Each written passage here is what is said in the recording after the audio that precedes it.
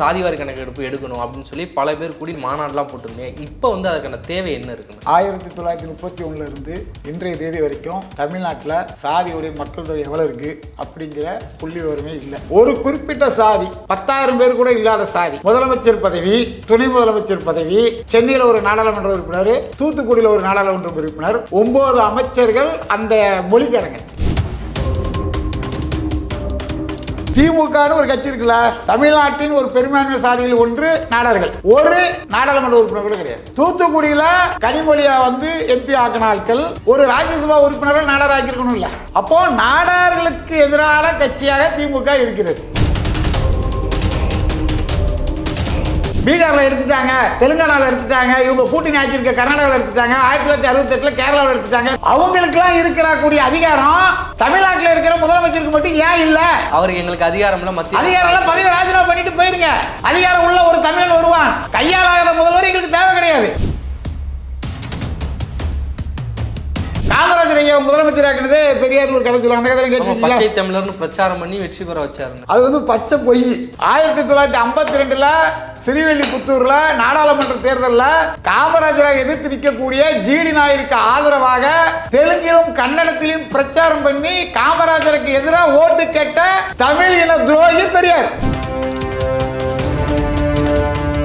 யாரோ ஒருத்தன் கலைஞரும் பெருந்தலைவரும் சொல்லி ஒரு புக் எழுதுறான். இல்ல அவங்க காங்கிரஸ்காரர்கள் தான் சொல்றாங்க காமராஜரோட வழித்தோன்றல். அந்த காங்கிரஸ் வேற, இந்த காங்கிரஸ் வேற. காமராஜர் இருந்தது ஸ்தாபன காங்கிரஸ், இப்ப இருக்கிறது இந்திரா காங்கிரஸ். அப்பனா இவங்க உரிமை கோர்றதுக்கு ரைட் சைடு கிடையாது. காமராஜர் இருக்கும்போது அவருடைய சின்னம் என்னது? கை சின்னமா? இல்ல, இரட்டை மாடு சின்னம்.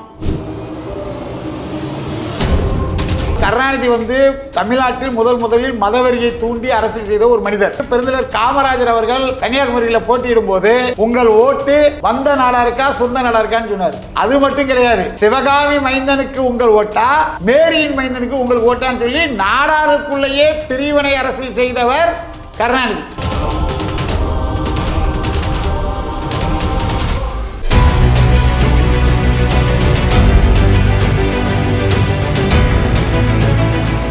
அன்னை பர்னிச்சர்ஸ், அன்னை திருமண சீர்வரிசை பொருட்கள், டிவி, ஃபிரிட்ஜ், வாஷிங் மெஷின் உள்ளிட்ட 200க்கும் மேற்பட்ட பொருட்கள் அடங்கிய திருமண சீர்வரிசை ரூபாய் 99,000 மட்டுமே. தமிழகம் முழுவதும் இலவச டோர் டெலிவரி. தொடர்புக்கு 7550014440 9345044044. சாட்டை நேயர்களுக்கு வணக்கம். இன்றைய நேர்காணலில் நம்முடன் இணைந்திருப்பவர் நாடார் சங்க தலைவர் திரு முத்துரமேஷ் நாடார் அவர்கள். வணக்கம்.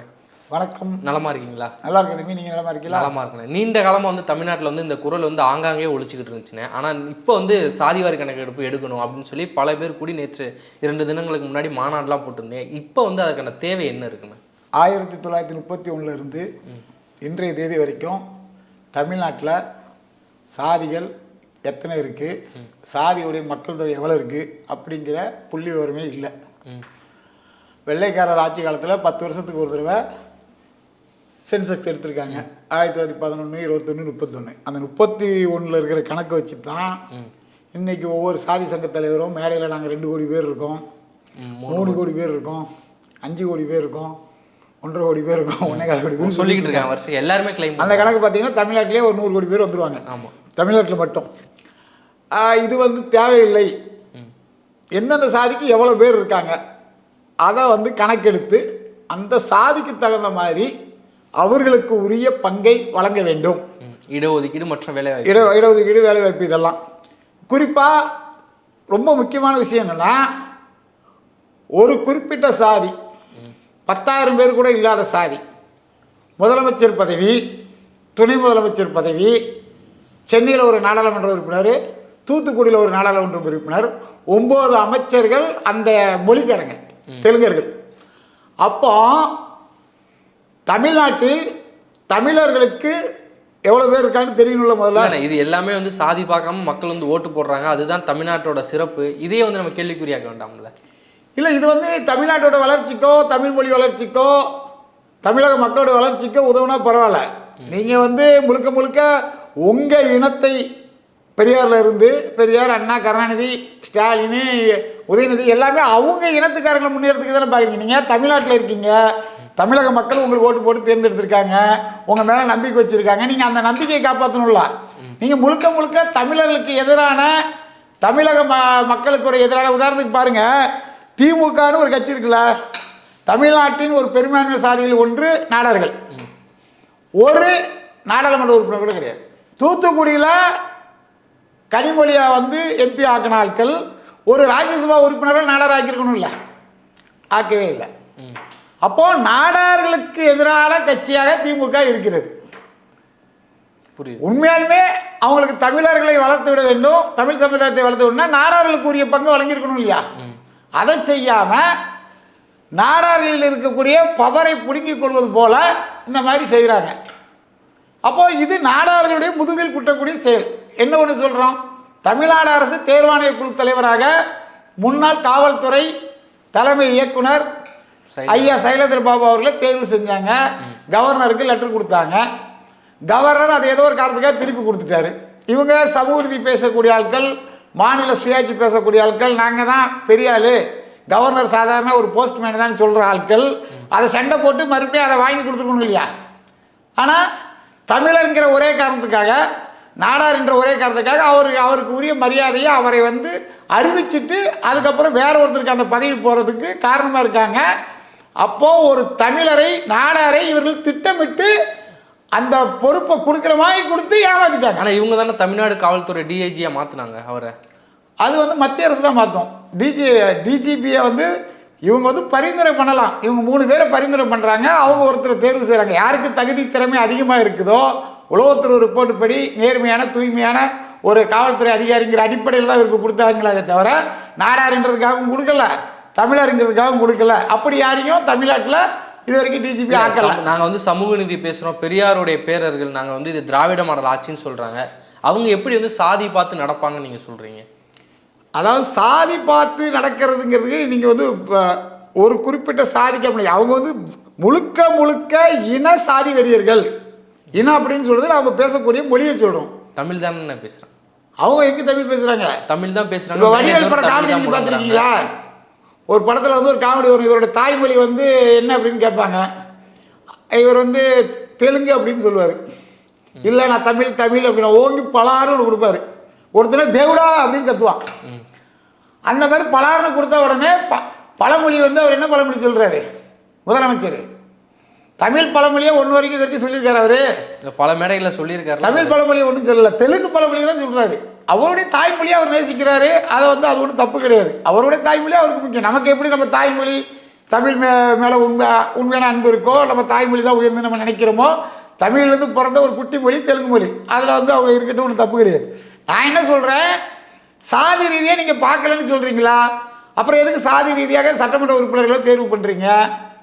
எதுக்கு வந்து சாதி இல்லை? அதான் நீங்களே பிரதிநிதித்துவம் கொடுக்கணும்னு சொல்கிறீங்க, அது வந்து தேர்வு பண்ணுறாங்களா அவங்க? நீங்கள் ஒரு சாதிக்கு துரோகம் பண்ணுறீங்க, ஒரு சாதியை தூக்கி பிடிக்கிறீங்க. இப்போது தூத்துக்குடி தொகுதிங்கிறது நாடார்களுடைய பெரும்பான்மையான தொகுதி. நீங்கள் தூத்துக்குடி தொகுதி ஆரம்பிச்சதுலேருந்து பாருங்கள், முன்னாள் முதல்வர் கலைஞராக இருக்கட்டும், முன்னாள் முதல்வர் ஜெயலலிதா அம்மா ஜெயலலிதாவாக இருக்கட்டும், இவங்க எல்லாமே நாடார்களுக்கு தான் அந்த வாய்ப்பை கொடுத்துட்டு வராங்க. ஆனால் நாடார்களை உரிமையை பறிக்கும் விதமாக கனிமொழியை வந்து அங்கே வந்து நாடாளுமன்ற உறுப்பினர் 2 தடவை இல்லை, மக்கள் பிரதிநிதியாக தானே பார்க்கணும் அவங்க. கனிமொழி அவர்கள் வந்து அந்த தூத்துக்குடி மக்களோட பிரதிநிதி. ஸ்டெர்லைட் போராட்டத்தின் போது அவர்கள் தான் வந்து முன்னின்று நடத்தினாங்க. அப்படிங்கிறனால தான் மக்கள் ஓட்டு போட்டு அவரை வெற்றி பெற வச்சிருக்காங்க. ஸ்டெர்லைட்டோட பிரதிநிதியா? ஸ்டெர்லைட்டோட பிரதிநிதி இல்லைன்னா மக்களோட பிரதிநிதின்னு சொல்கிறேன். ஏங்க அவங்கள வந்து ஸ்டெர்லைட்டோட பிரதிநிதி சொன்னால் கூட லாஜிக்கலாக ஒரு உண்மை இருக்குது. மக்களுடைய பிரதிநிதி எப்படி சொல்கிறீங்க? மக்கள் தானே 5 லட்சம் வாக்கு வித்தியாசத்தை தேர்வு பண்ணி. இல்லை, அதெல்லாம் பணம் கொடுத்து வாங்கினதுங்க. மக்களுக்கு இப்போ வந்து அவங்க வந்து நல்லவங்க கெட்டவங்க, அவங்க இந்த மண்ணின் மைந்தர்கள் அப்படின்னு பார்த்தா தமிழ்நாட்டில் 10,000 பேர் கூட இல்லாத ஸ்டாலின் எப்படி முதலமைச்சராக முடியும்? தமிழக மக்கள் வந்து ஒன்றுபட்டு எல்லா சமுதாயமும் ஒன்று தான். நான் நாடாரு, நான் தேவேந்திரரு, நான் தேவரு, நான் முதலியாரு, நான் வந்து கோனாரு, நான் வந்து பரதவர், இப்படி எல்லா தமிழ் சமயம் ஒன்றுபட்டு நாங்களாம் தமிழர்கள் சொல்லி ஓங்கி தெலுங்கர்களை அடித்தால் அவங்க வந்து சொந்த மாவட்டத்துக்கு தான் போக வேண்டிய ஒரு சூழல் வரும். இல்லைண்ணா, இப்போ வந்து நம்ம சாதிவாரி கணக்கெடுப்பில் தான் ஆரம்பித்தோம். சாதிவாரி கணக்கெடுப்போட தேவைகள் வந்து பிரதிநிதித்துவம்னு சொல்லி அதை தான் சொல்கிறேன். அதாவது சாதி ரீதியான கணக்கெடுப்பு எடுத்தால் தானே யாருக்கு எவ்வளோ இடஒதுக்கீடு கொடுக்கும்னு தெரியும். இப்போது ஒரு மக்கள் தொகை தமிழ்நாட்டில் ஒரு தொகுதியில் கூட தனித்து போட்டிட்டு வெற்றி பெற முடியாத தெலுங்கு சாதிகளுக்கு எப்படி 9 அமைச்சர் பதவி கொடுத்தீங்க? 35 சட்டமன்ற உறுப்பினர்கள் எப்படி கொடுத்தீங்க? இதுதான் கேள்வி. தமிழ்நாட்டில் பெரும்பான்மை இருக்க சாதிக்கு மக்கள் தொகை கணக்கெடுப்பதால ஒரு அவங்களுக்கு உரிய பங்கு வரும். இப்போ உதாரணத்துக்கு 100 பேர் இருக்காங்க சார், 100 ரூபா பணம் இருக்குது, அரசுலேருந்து 100 ரூபா மக்களுக்கு கொடுக்கணும். அந்த 100 ரூபாயை எல்லா சாதிக்கும் எப்படி பிரித்து கொடுப்பீங்க? சரியான எத்தனை பேர்? இப்போ தெலுங்கர்கள் ஒரு 10% இருக்காங்கன்னு வைங்களேன், அவங்களுக்கு 30 ரூபா கொடுக்கறது. தமிழர்கள் 90 பேர் இருக்காங்க, அவங்களுக்கு 60 ரூபா கொடுத்தா அது சமூக அநீதி தானே? சமூக நீதி பேசுகிற ஆட்கள் நீங்கள் முதல்ல யார் எத்தனை பேர் இருக்கான்னு கேட்டு, இப்போ நாடார்கள் 15% இருக்காங்கன்னு வச்சுக்குவோம், எவ்வளோன்றது தெரியாது, 15%, 20% அப்புறம் வச்சுக்குவோம். 15% இருந்தால் அந்த 15 ரூபாய் அவங்களுக்கு நீங்கள் பிரித்து கொடுத்தது 15 பேர் இருக்கான்னு 15 பேர் பிரித்து கொடுக்க முடியும். இப்போ தெலுங்கர்கள் 7 பேர் தான் இருக்காங்கன்னா அந்த 7 ரூபாய் அவங்களுக்கு பிரித்து கொடுக்கணும். அதை விட்டுட்டு அவங்க 7 பேர் இருக்கிறத மறைக்கும் விதமாக அவங்களுக்கு 70 ரூபா கொடுக்கறதும், எங்கள் ஆட்களுக்கு தமிழர்களுக்கு சேர வேண்டிய பணத்தை 63 ரூபாய் திருடி தெலுங்கர்களுக்கு கொடுக்கறதும் தப்பு தானே? அப்போ நீ என்ன சமூக நீதி? நீ சமூக நீதி கிடையாது, சமூக நீதி சமூக அநீதி. இது வந்து சமூக அநீதி அரசு. இதே மாதிரி வந்து சாதிவாரி கணக்கெடுப்பு ஏன் எடுக்கலை, ஏன் காலதாமதம் பண்ணுறீங்கன்னு கேட்டால் மத்திய அரசு தான் அதை எடுக்கணும், எங்களுக்கான அதிகாரம் கிடையாதுன்னு சொல்லி ஸ்டாலின் அவர்கள் வந்து தொடர்ந்து சட்டமன்றத்தில் பேசிட்டு வர்றாரு. ஆனால் அதையும் நீங்கள் கிரிட்டிசைஸ் பண்ணுறீங்க. அவர் உண்மையை தானே சொல்கிறாரு. உண்மையை அவர் சொல்லலையே. உண்மையை சொன்னால் நீங்கள் சொல்கிறீங்க, ஐயா அன்புமணி பேசுகிறதா இருக்கட்டும், பல்வேறு தமிழ் சமுதாய தலைவர் பேசுவோம், நேர்மையாக நீங்கள் வந்து பார்க்கணும். அதாவது பீகார் மாநிலத்தில் சாதி வாரியான கணக்கெடுப்பு எடுத்து, பொருளாதார கணக்கெடுப்பு எடுத்து முடிச்சாச்சு. பீகார் மாநிலம் தமிழகத்தோட பின்தங்கிய மாநிலம், மக்கள் தொகையில் அதிகமான மாநிலம். இங்கே 7 கோடி பேர்னா அங்கே 12 கோடி பேர். 45 நாளில் எடுத்து முடிச்சு, ஆனால் உயர்நீதிமன்றம் வந்து ஸ்டே வாங்கி வச்சு இல்லை, அது வந்து இடஒதுக்கீடு அடிப்படையில் இத்தனை சதவீதம் இடஒதுக்கீடு அந்த பிரச்சனை. மக்கள் தொகை கணக்கெடுப்புக்கு அவங்க தடை விதித்திருந்தால் அவங்க எப்படி முதல்ல கணக்கெடுப்பு எடுத்துக்க முடியும்? அதுவும் பொய்யுங்கிறீங்க. அப்போனா ஏங்க அது பொய் தாங்க, பொய் நாங்கள் சொல்லலை. நீங்கள் அந்த வழக்கோடைய தீர்ப்பை படிங்க. வழக்கோட தீர்ப்பு படிக்காம நீங்கள் வந்து பொய் சொல்கிறீங்க எப்படி சொல்ல முடியும்? நாங்கள் சொல்கிறது உண்மையா? முதல்ல ஸ்டாலின் வந்து பொய் சொல்கிறாரு. தமிழக அரசியலில் சட்டசபையில் தொடர்ந்து பொய்யை சொல்லக்கூடிய முதல்வர் மு.க. ஸ்டாலின் சொல்லி ஐயா அன்புமணி ராமதாஸ் வந்து சொன்னாங்க. இப்போ 45 ஆண்டு காலமாக மருத்துவர் ராமதாஸ் ஜாதி ரீதியாக கணக்கெடுப்பு நடத்தணும்னு சொல்லி பல்வேறு போராட்டங்களை முன்னெடுத்திருக்காங்க. அதற்கு பிறகு நாம் தமிழர் கட்சியுடைய தலைவர் செந்தமிழன் சீமான் தமிழ்நாடு முழுவதும் இதுக்காக ஆர்ப்பாட்டம் போராட்டம் பண்ணியிருக்காங்க. இப்போ மறுபடியும் பண்ண போகிறாங்க.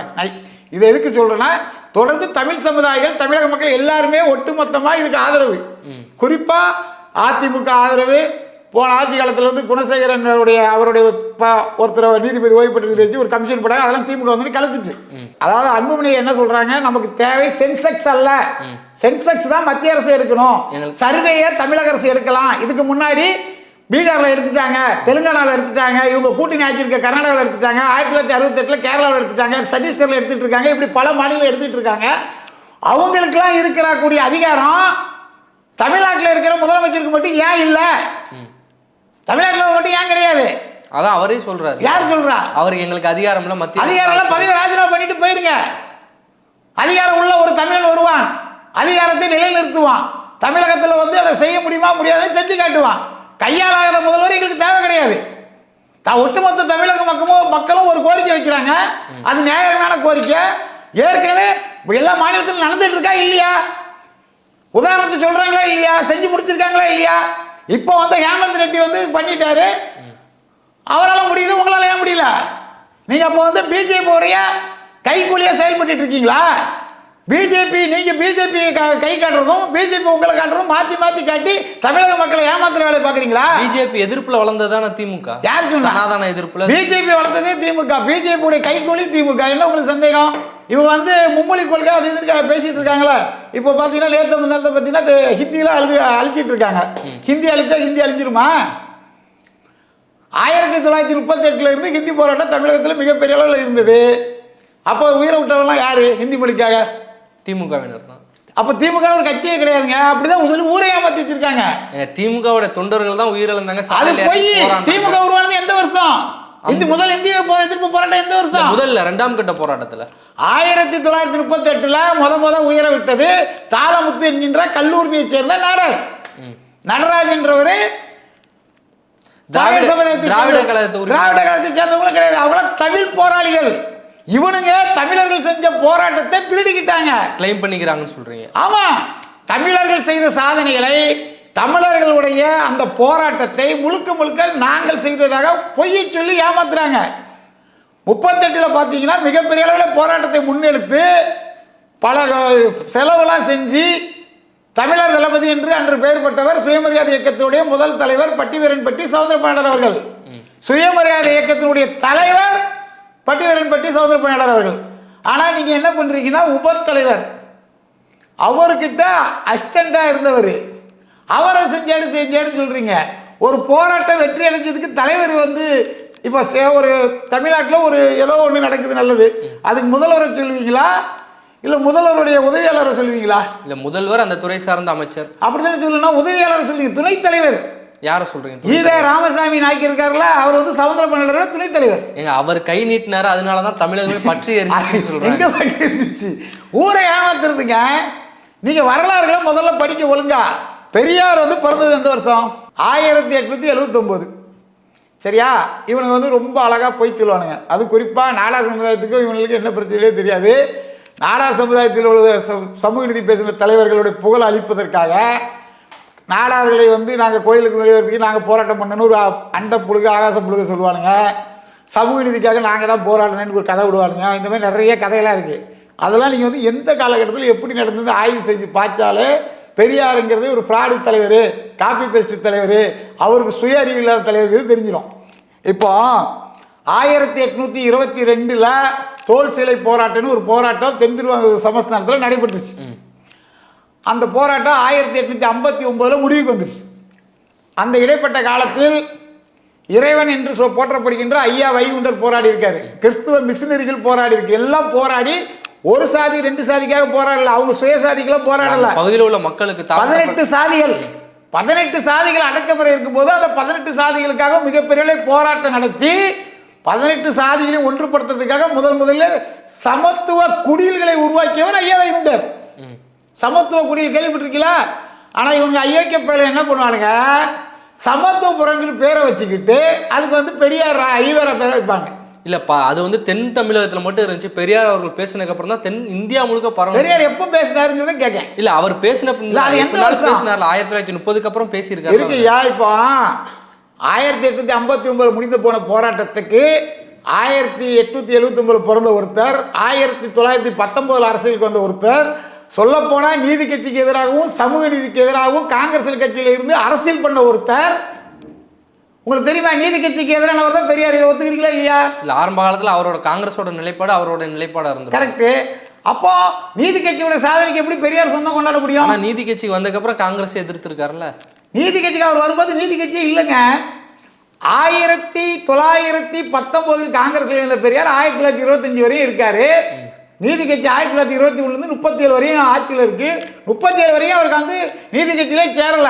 நீதி கட்சி அவர் வந்து தான் திராவிட கழகமா மாத்திருக்காரு. அது வந்து 37க்கு அப்புறம். அதாவது 1929 நீதி கட்சியில பணக்காரராக இருந்த தமிழர்களை ஏமாற்றி அவர்களிலிருந்து பணம் பறிப்பதற்காக சமூக நீதி சமத்துவம்லாம் பேசி சாதி ஒழிக்கணும்னு சொல்லி எங்கள் தாத்தா சவுந்தரபாண்டியனார் போன்ற ஆட்களை எல்லாம் ஏமாற்றி சாதி பேரை விட்டுருவோன்னு சொல்லி பணம் பறித்தவர் தான் பெரியார். அபாண்டமான குற்றச்சாட்டா இருக்கு. ஆதாரமற்ற குற்றச்சாட்டுகள் எப்படி வைக்க? செங்கல்பட்டு மாநாட்டுடைய வரலாறை படிங்க. 1929 அந்த மாநாட்டுடைய தலைவர் யாரு? சுயமரியாதை இயக்கத்துடைய முதல் தலைவர் யாரு? இவங்க திராவிடர் கழகம் ஆரம்பிக்கும் போது அதை எதிர்த்து சண்டை போட்ட தலைவர் யாரு?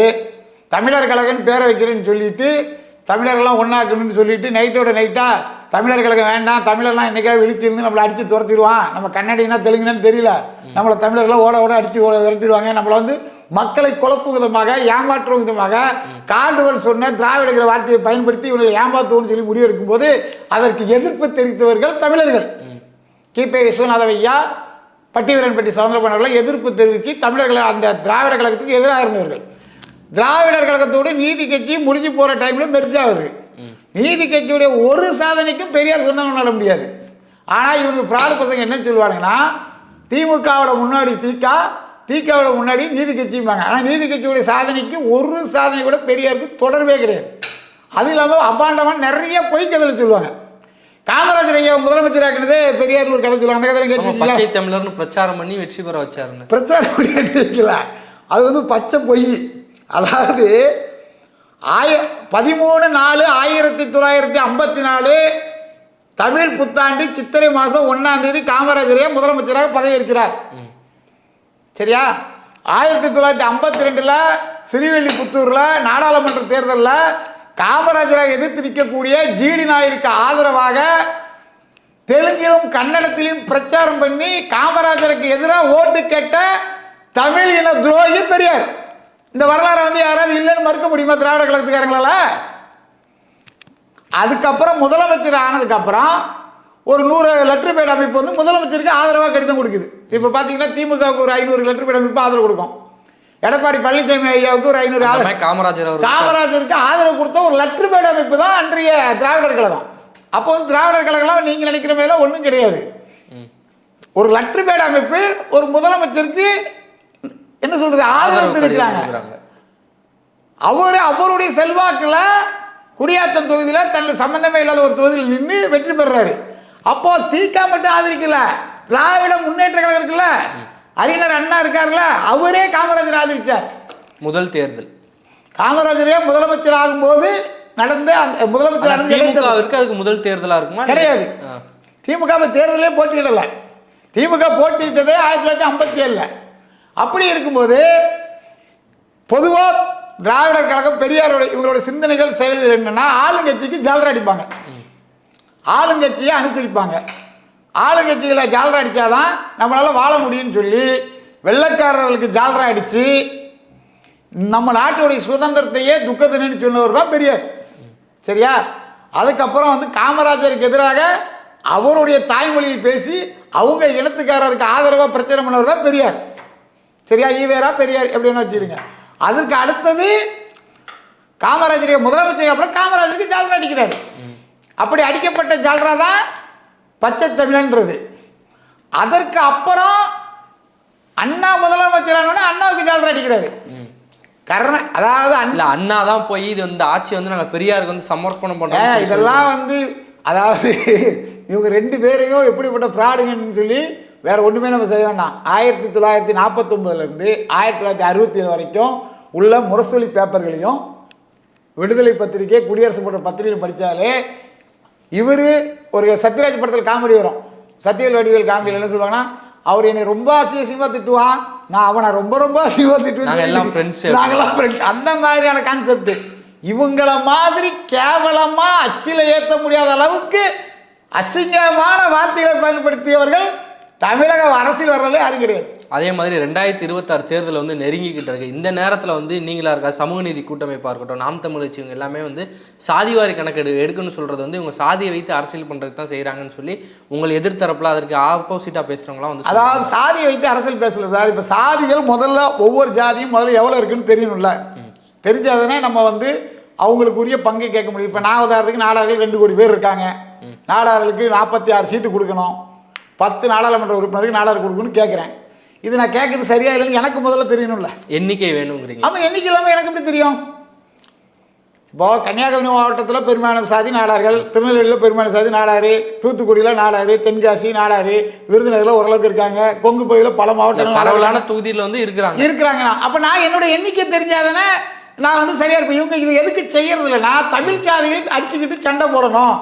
எண்ணிக்கை தெரியாம நாடார் எண்ணிக்கை தெரிஞ்சாலும் சண்டையில தானே சண்டை வராது. இல்லை நான் வந்து இவ்வளோ இருக்கிறேன், அவன் அவ்வளோதான் இருக்கிறாங்கிற மாதிரி ஒரு அடக்கம். அப்போ வந்து இப்போ நீங்க வந்து 100க்கு 100 மார்க் எடுத்திருக்கீங்க, உங்களுக்கு முதல் ப்ரிஃபரன்ஸ் கொடுக்க வேண்டியது கடமை.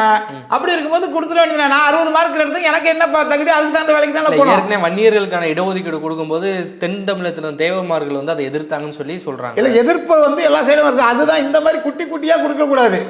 நீதி கட்சியோட வழித்தோன்றல இவங்க சொல்றாங்கல்ல, நீதி கட்சி ஆட்சி காலத்துல இடஒதுக்கீடுல என்ன கொள்கை இருந்தது? 100% இடஒதுக்கீடு இருந்துச்சு. எண்ணிக்கையின் அடிப்படையில் 100% இடஒதுக்கீடு இருந்த ஆட்சி நீதி கட்சி ஆட்சி. ஆனா இந்திய அரசியலமைப்பு சட்டப்படி 69க்கு மேல கொடுக்க முடியாது. Correct sir. மாநிலத்தில் நீங்க அதை நடைமுறைப்படுத்த வேண்டியதானே. அதாவது பிராமணர்களா இருக்கட்டும், எந்த சமுதாயம் இருக்கலாம், அவங்களுடைய எண்ணிக்கைக்கு தகுந்த மாதிரி அவங்களுக்கு இடஒதுக்கீடு கொடுக்கல, என்ன பிரச்சனை?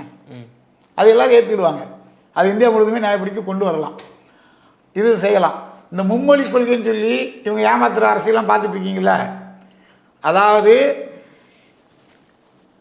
தமிழ் கற்றுக்கணும், ஆங்கிலம் கற்றுக்கணும், அதுக்கு அடுத்து எந்த மொழி வேணாலும் கற்றுக்கணும். இது வந்து மத்திய அரசுடைய கொள்கை. இதில் வந்து இந்தி திருப்பி வந்துடக்கூடாதுன்னு எல்லாருமே கடுமையாக இருக்கிறோம். அது நியாயமானதான். ஏற்கனவே நம்ம வந்து அதில் அனுபவப்பட்டிருக்கோம். இந்தி எதிர்க்கிற நம்ம காலங்காலமாக ஈடுபட்டிருக்கோம். ஆனால் இந்த இருமொழி கொள்கையை ஏமாற்றவில்லைங்கிறது என்னோட கருத்து. எப்படி சொல்கிறீங்க? இது வந்து தமிழை அழிக்கக்கூடிய செயல். இருமொழி கொள்கையின் மூலமா. ஆமாம். இப்போ நான் தமிழன், நான் தமிழ்நாட்டை விட்டு எங்கேயும் போகிறதில்ல. நான் தமிழ் கற்றுக்கிறது தான் செய்யணும். எனக்கு எதுக்கு இங்கிலீஷு? இல்லை, இங்கிலீஷ் தேவை இருக்குல்ல, இணைப்பு மொழியா உலக அளவில் இருக்கிற இணைப்பு மொழி. ஆனால் எங்கேயுமே போகிறதில்லையே சார். இல்லை, போகிறவங்களுக்கு தேவை இருக்கும். போகிறவங்களுக்கு தேவைன்னா அவன் அதை படிக்கிட்டு. இப்போ நீங்கள் பாம்பேயில் போய் தொழில் பண்ண போகிறீங்க, அப்போ வந்து என்ன மொழி உங்களுக்கு தேவை? அங்கே உள்ள மொழி தேவை. அதான் என்ன மொழி? மராத்தி தான் இருக்குது. மராத்தி அல்லது ஹிந்தி. அப்போது நீங்கள் ஹிந்திக்கு எடுத்துகிட்டு போக வேண்டியது தானே? ரெண்டாவது மொழியாக நான் ஹிந்தி எடுத்துக்க போகிறேன். இல்லை, நான் ரஷ்யாவுக்கு போகணும்னு நினைக்கிறேன், என் பையன் ரஷ்யாவுக்கு போகணும். அப்போ நான் ரெண்டாவது மொழியை ரஷ்யா கற்றுட்டு ரஷ்யாவுக்கு போகிறேன். நீ ஆங்கிலம் படிக்க சொல்கிறதுக்கு நீங்கள் யாருன்னு கேட்க. இது தப்பு. இது தமிழர்களை ஏமாற்றக்கூடிய வேலை. சரி, 3 மொழி கொள்கை தமிழ்நாட்டில் இல்லையா? டாஸ்மார்க் போர்டில் ஹிந்தி, தமிழ், இங்கிலீஷில் வந்து போர்டு வச்சு டாஸ்மார்க்னு எழுதி வைக்கிறீங்க. அப்போ அது என்ன கொள்கை? உருது சொல்லி கொடுக்குறாங்க தனிப்பட்ட முறையில். உருது பள்ளிக்கூடங்கள்லாம் இருக்குது. இப்போ ஹிந்தியை அழிக்கிறீங்கள, அது நியாயமானது, வரவேற்கிறோன்னு வச்சுக்குவோம். உருதையும் அதுவுமே அழிக்கணும்ல. நீங்களே சொல்லிட்டீங்க உங்களுக்கு தேவைன்னா கற்றுக்குறாங்கன்னு சொல்லிட்டீங்க. ஆமாம், அவங்க கற்றுக்கலாம். அப்படி ஒரு மொழி கொள்கையை கொண்டு வாங்க. தமிழ்நாட்டில் வந்து நடிகர் விஜயா இருக்கட்டும், தொல் திருமாவளவனாக இருக்கட்டும், இல்லை ஸ்டாலின் குடும்பமாக இருக்கட்டும், இல்லை அமைச்சர் பெருமக்கள் இருக்கட்டும், இவங்க நடத்தக்கூடிய சிபிஎஸ்சி பாடத்திட்ட பள்ளிக்கூடங்களில் முதன்மையான மொழி தமிழ் இருக்கா? இல்லை ரெண்டாவது மொழி தமிழ் இருக்கா? இல்லை அட்லீஸ்ட் ஆக்காய்ச்சி சொல்லி தரீங்களா? நீங்கள் தமிழர்களை அழிப்பதற்கு கார்பரேட் அரசியல் செய்யும் அயோக்கிய அரசியல்வாதிகள் தான் இந்த அயோக்கிய பேருங்க. உனக்கு தமிழ் மீது தமிழர் மீது பட்டிருந்தா முதல் மொழியில் தமிழ் தானே வைக்கணும். தமிழ்நாட்டில் எந்த பள்ளிக்கூடம் வந்தாலும் முதல் மொழியை தமிழை தானே வைக்கணும். அப்படி வைக்காம முழுக்க முழுக்க தமிழர்களுக்கு எதிராக தமிழ் மொழியை அழிக்கும் விதத்தை செய்யக்கூடிய கார்பரேட் தான் இந்த அரசியல்வாதிகள், போலி அரசியல்வாதிகள். அதை ஏன் உங்களால் சரி பண்ண முடியல? தமிழ்நாட்டில் எந்த பள்ளிக்கூடமாக இருந்தாலும் முதல் மொழியாக தமிழ் தான் இருக்கணும். விருப்பப்படாம நீ 2 மொழி கற்றுக்க, 3 மொழி கற்றுக்க, 30 மொழி கற்றுக்க, அது உன் பிரச்சனை. அவன் தேவைக்கு அவன் படிச்சுக்க போகிறான். அவனோட வளர்ச்சிக்கு என்ன தேவைன்னு அவனுக்கு தெரியாதா? காமராஜர் ஆட்சி காலத்தில் 27 பள்ளிக்கூடம் திறக்கப்பட்டதுன்னா இதுவே காமராஜரோட ஆட்சி தான் சொல்லி செல்வ பிறந்தகை சொல்றாரு. காமராஜ் போல ஆட்சி நடத்துறாரு முதல்வர் ஸ்டாலின் அப்படின்னு சொல்லி செல்வ பிறந்தகை சொல்லியிருக்காரு. எந்த செல்வ பிறந்தகை? காங்கிரஸோட தலைவர் செல்வ பிறந்தகை. என்னன்னு சொல்றாரு சொல்லுங்க. இது காமராஜர் போல இது ஆட்சி நடந்துகிட்டு இருக்கீங்க அப்படின்னு சொல்றாரு. அதாவது செல்வ பிறந்தகைங்கிறவர் யாரு? காங்கிரஸ் கமிட்டியோட தலைவர். அந்த காங்கிரஸ் கமிட்டிங்கிறது யாருடைய ஒரு அணியாக செயல்படுது தமிழ்நாட்டில்? தமிழ்நாட்டில் இந்தியா கூட்டணியில் இருக்கிறாங்க. இந்தியா கூட்டணிங்கும் போது இப்போ இருக்கிற காங்கிரஸ் முழுக்க முழுக்க திமுகவுடைய அடிவருடியாக செயல்படக்கூடிய ஒரு கட்சி. சொல்ல போனால் காமராஜர் தொடர்பாக ஒரு 15க்கும் மேற்பட்ட பிரச்சனைகள் இந்த ஆட்சி காலத்தில் தொடர்ந்து வந்துக்கிட்டே இருக்கு. மதிய உணவு திட்டத்தை கொண்டு வந்தது எம்ஜிஆர்னு சொல்லி 8ஆம் வகுப்பு பாட புத்தகத்தில் ஒரு கேள்வி வைக்கிறாங்க. உலகத்துக்கே தெரியும் மதிய உணவு திட்டத்தை யார் கொண்டு வந்தான்னு.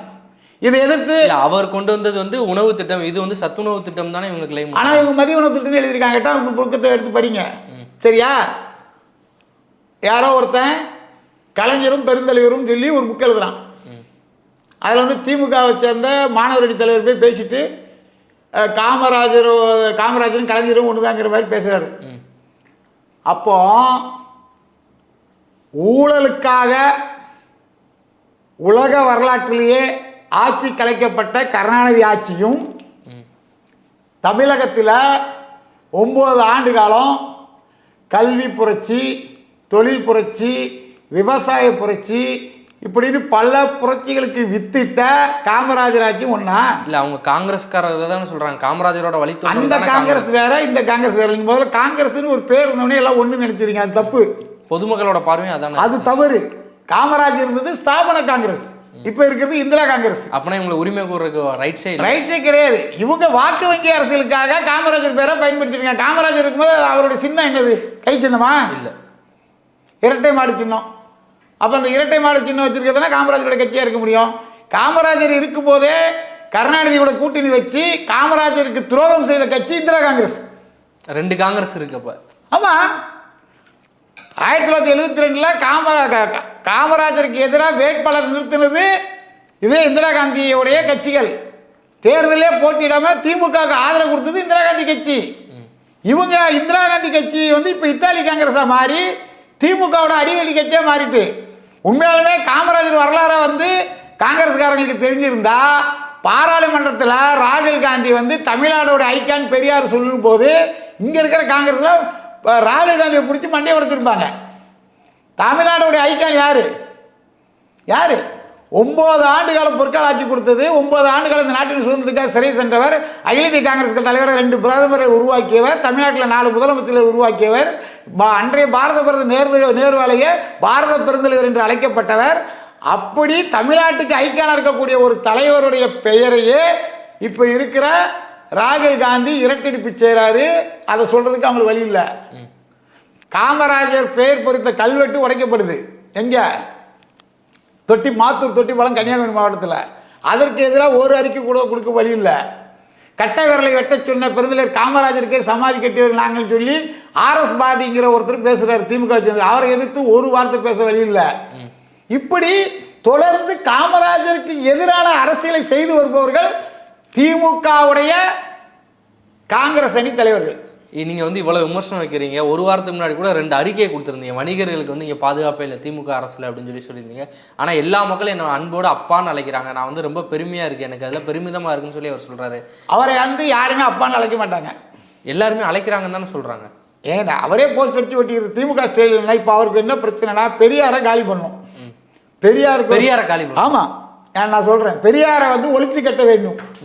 பெரியாரை வச்சு ஒரு பிரயோஜனமும் கிடையாது. ஆனால் எல்லா மேடையிலும் இது பெரியாருடைய மண்ணுன்னு சொல்லுங்கள். இல்லை, அதுதான் நான் சொல்கிறேன். பெரியாரை உடச்சி கட்டணும். இது வந்து பெரியாரை வந்து காலி பண்ணணும். பெரியாரை நம்பி 200 ஓட்டு கூட இல்லை. இது ஈரோடு இடைத்தேர்தலில் முதல்வருக்கு தெரிஞ்சு போச்சு. அப்போ பெரியாருடைய புகழை காலி பண்ணணும், பெரியாரை அழிக்க வேணும். அப்போ பெரியாருங்கிறவருக்கு என்ன பேர் டைட்டில் இருந்துச்சு? தந்தை பெரியார். தந்தைனா என்ன, அப்பானா என்ன? ரெண்டும் ஒரே அர்த்தம் தான். அப்போ தந்தை பெரியாரை ஒழித்து கட்டிவிட்டு அப்பா ஸ்டாலின் அப்படின்னு நம்ம உருவாகணும்னு சொல்லி அவருக்கு யாரோ எழுதி கொடுத்துருக்காங்க, அதை சொல்லிட்டு இருக்காரு. ஆனால் மானமுள்ள ரோசமுள்ள தமிழர்கள் தங்களது சொந்த அப்பாவை தவிர வேற ரோட்டில் போகிற வர மனிதர்கள் அப்பான்னு தமிழர்கள் யாரும் கூப்பிட மாட்டாங்க. தமிழர்களுடைய பழக்கப்படி எவனையுமே அப்பான்னு கூப்பிட மாட்டாங்க, அவங்க அப்பாவை தவிர. அதில் எந்த மாட்டு கிடையாது. அம்மானு கூப்பிடுவாங்க. உடனே நீங்கள் ஜெயலலிதா அம்மானு கூப்பிடலான்னு கேட்கலாம். தமிழர்கள் அனைவரையும் அம்மா, அக்கா, தங்கை இப்படி சொல்றது பழக்கமான ஒன்று. நம்ம மொழிக்கு பேர் என்ன வச்சிருக்கோம்? தாய்மொழி தான் வச்சிருக்கோம். நம்ம நாட்டுக்கு பேர் என்ன வச்சிருக்கோம்? தாய்நாடு. அப்போ வந்து நம்ம வந்து தாய்க்கும் சகோதரி இவங்களுக்கெல்லாம் முக்கியத்துவம் கொடுக்குற ஒரு பெண்களுக்கு உரிமை கொடுக்கறக்கூடிய கேரக்டர் வந்து இந்த திருட்டு திராவிட பயிர்கள் வந்ததுக்கு அப்புறம் இல்லை. நமக்கு 2000, 3000, 4000, 5000 வருஷத்துக்கு முன்னாடி அந்த கேரக்டர் நமக்கு இருக்கு. சரியா? தெலுங்கர்கள் அவரை வந்து நயனா அப்படின்னு கூப்பிடலாம். யாரா? ஸ்டாலின். சமா, அவர் ஒரு தெலுங்கர். அவங்க மொழியில அவர் வந்து நைனா. ஸ்டாலினை வந்து நைனான்னு கூப்பிடுறது தெலுங்கர்களுக்கு ஈஸி. ஏன்னா அவரை நைனான்னு கூப்பிடலாம். அவருக்கு குழந்தைகளை வந்து மணவாடு ஏதாவது சொல்லி அவங்களுக்குள்ள பேசிக்கிட்டு இருந்தோம். ஆனால் அவரை அப்பான்னு கூப்பிடுற உரிமை உள்ள யாராவது இருந்தால் தமிழ்நாட்டு மக்களை, தமிழக இளைஞர்களை கொஞ்சம் கொஞ்சமாக கொன்று குவிக்கின்ற கெமிக்கல் மதுபானமான டாஸ்மார்க்கை விற்கும் அப்பாவை நாளைக்கு வந்து திருத்த வேண்டியது அந்த மகன்களுடைய கடமை. அதே மாதிரி இறுதியான கேள்வி, நாம் தமிழர் கட்சி வந்து பஞ்சமி நில மீட்பு சாதிவார கணக்கெடுப்பு சொல்லி ஒரு மாநாடு வந்து நடத்த போகிறோன்னு சொல்லியிருக்காங்க. அதற்கு உங்களுடைய ஆதரவு இருக்கா? சமூக நீதி கூட்டமைப்போட ஆதரவு? தமிழ் சமூக கூட்டணி 100% நாங்கள் ஆதரிப்போம். திராவிடர்கள் இன்று மட்டும் இல்லை, நேற்று மட்டும் இல்லை, தமிழகத்தில் தமிழர்களை சாதி ரீதியாக பிரிக்கிறதுல, மத ரீதியாக பிரிக்கிறதுல தொடர்ந்து செயல்பட்டு. ஆனால் மதவாத சக்திகளுக்கு எதிரானதான் திராவிடம் அப்படின்னு தானே சொல்கிறாங்க. ஆமாம், பிஜேபியோட கூட்டணி வச்சாங்கல்ல, அதுலேருந்து தெரியுது அவங்க மதவாத சக்திக்கு எதிரானவங்க தான்ட்டு. அதாவது கருணாநிதி வந்து தமிழ்நாட்டில் முதலில் மதவெறியை தூண்டி அரசியல் செய்த ஒரு மனிதர், சாதி வெறியை தூண்டி அரசியல் செய்த மனிதர்.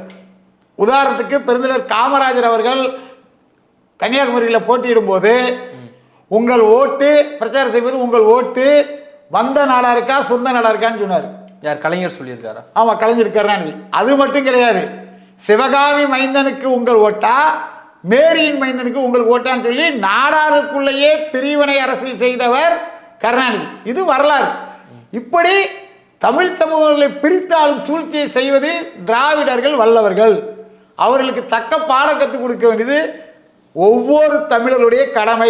அதன் அடிப்படையில் நாம் தமிழர் நடத்தக்கூடிய சாதிவாரி கணக்கெடுப்பு போராட்டத்தில் தமிழர்களாகிய நாங்கள் அனைவரும், தமிழ் சமுதாயம் அனைவரும் ஒன்று பெற்று மிகப்பெரிய பேராதரவு கொடுப்போம். ஓகேண்ணா, உங்களோட நேரத்தை ஒதுக்கி பல்வேறு கேள்விக்கு வந்து விரிவாக விடையளிச்சிருக்கீங்க. நன்றிண்ணா.